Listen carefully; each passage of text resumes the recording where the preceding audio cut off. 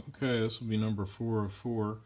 Here we have the good old Makita 6404 3/8 inch variable speed reversible drill.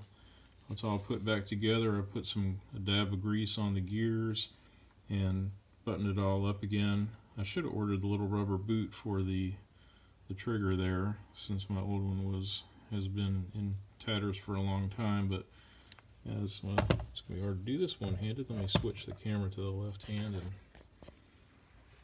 show you. So it's in forward, as you can see. Get that loose. Okay, so it's in forward, and a little bit of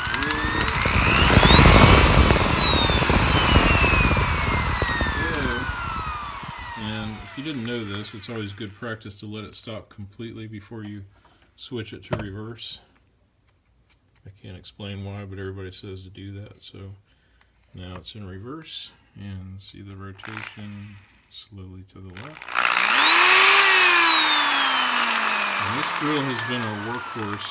My buddies know I used to have a 52 Chevy pickup truck, and that's a whole nother story, but this thing was curled up and left in one of the cab corners inside the cab of it for a good 6 months or a year. I forget how long exactly. I thought I'd lost it, and when I got the truck back, I was rooting around cleaning it out, and I found the drill there. So that thing has been with me for 30 years, and it's great for drilling steel. I've drilled a lot of mounts in the frame of that truck with this thing, because as you know, when you're drilling by hand or into steel, thick steel like the frame of a truck, you want to go slowly like that and use lubricant. So I really do like this drill, and I'm really thrilled that I got it fixed.